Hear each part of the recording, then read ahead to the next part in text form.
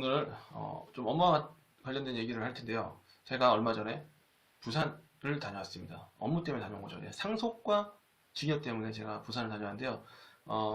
제가 다녀온 곳이 부산에 있는 그 자갈치 시장 근처에 있는 등기소더라고요. 부산 중등기소라고. 제가 부산 중등기소를 다녀왔습니다. 제가 부산까지 출장을 다녀온 이유는 이제 상속과 또 증여를 하기 위해서 다녀왔는데요. 그 등기 신청은 현재 직접 제출 중입니다. 그래서 우리가 그 등기를 하기 위해서는 관할 등기소에 직접 출석을 해서 제출하고 와야 됩니다. 제가 뭐 상속이나 증여 요즘 그런 것들을 많이 하는데, 상속이나 증여를 할 때는 이제 보통 제가 금요일 날 시간을 내서 직접 그 지역을 가서 신청을 하고 옵니다. 그래서 제가 이번에도 부산까지 출장을 다녀왔는데요. 제가 부산에 가서 또 인증 영상을 잠깐 찍었습니다. 잠깐 한번 보도록 하겠습니다.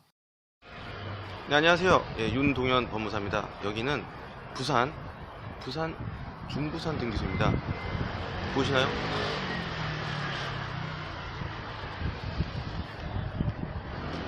네, 여기가 부산 중부산 등기소인데, 알겠습니다. 제가 중부산 등기소에 온 이유는 상속 등기를 하기 위해서 왔습니다. 나중에 제가 서울 올라가서 오늘 하는 등기에 대해서 한번 얘기를 해보도록 하겠습니다. 별 내용은 없고 제가 그냥 부산 등기소 앞에서 이렇게 찍은 거예요. 그래서 가서 한번 인증 영상을 찍었고요.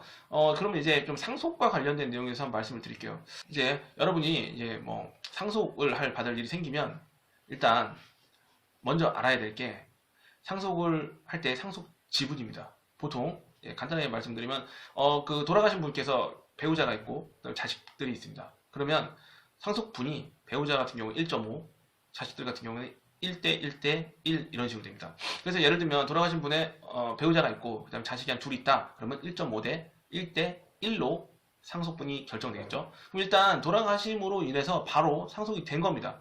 상속은 왜 법률적으로 취득하시는 것이기 때문에 바로 돌아가시면 이제 상속이 되는 거예요. 근데 이제 상속을 했다고 그게 대외적으로 공시가 되는 게 아니잖아요. 그래서 상속 등기를 해야 되는데, 상속 등기를 할 때는 이제 두 가지 방법이 있어요. 맨 처음에는 법정 상속이고, 두 번째는 협의 분할에 의한 상속입니다. 그러니까 법정 상속은 우리가 아까 말씀드렸듯이 1.5대 1대1 지분별로 그냥 상속을 하는 거예요. 그래서 지분별로 상속을 하기 때문에 뭐 그냥 어떤 협의나 이런 거 필요 없습니다. 딱 자기의 지분별로 하나의 부동산을 쪼개서 갖는 거죠. 지분별로. 그리고 협의 분할에 대한 상속이 있는데, 협의 분할 같은 경우에는 이제 상속인들이 협의를 하는 거예요.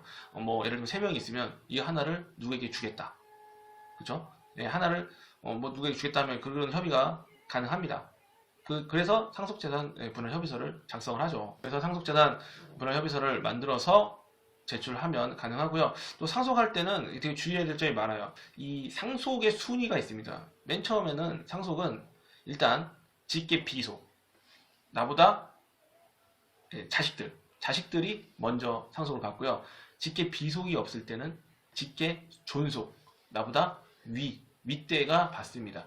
그리고 배우자가 있지 않습니까? 배우자는 어떻게 받냐면 직계 비속과 직계 존속과 함께 공동으로 상속을 받습니다. 그래서 배우자와 직계 비속이 같이 받거나 배우자와 직계 존속이 같이 받거나, 근데 만약에 직계 비속과 직계 존속이 다 없다 그러면 당연히 배우자가 단독 상속을 받습니다. 그리고 만약에 배우자도 없다 그러면 형제 자매가 상속을 받고요. 형제 자매도 없다 이렇게 되면 이제 사촌 이내의 반계 혈족이 상속을 받게 됩니다.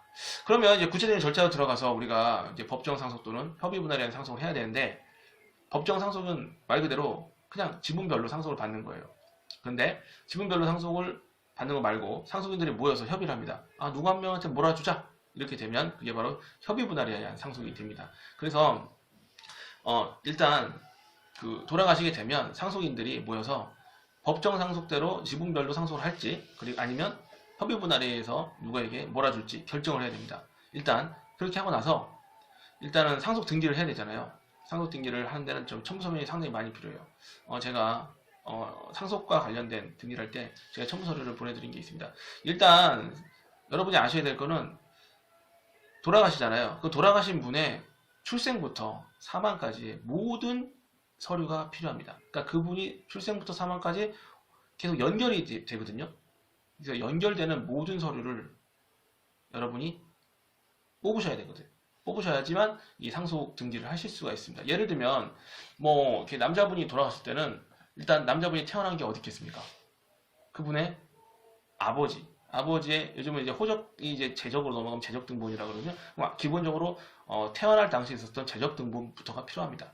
그리고 또 만약에 뭐 이게 호주가 됐다. 그러면 그 연결이 됩니다. 그 호주가 돼서 다시 호적이 생기면 또 그 제적 등본 그것도 필요하고요. 그다음 자식을 놓고 또 보면 전산제적으로 또 이렇게 이동이 됐거든요. 전산제적으로 이기된 전산제적 그것도 필요하고 그 다음에 2008년도에 가족관계 등록 제도가 생기면서 또 가족관계 등록부로 또 이기가 됐습니다. 그래서 그것도 필요합니다. 상당히 많은 서류가 필요하죠. 그리고 만약에 여자분이 돌아갔을 때는 상당히 좀 복잡해져요. 왜냐? 여자분 같은 경우에는 여자분이 태어날 때는 자기 아버지의 이제 호적에 들어가 있지 않습니까?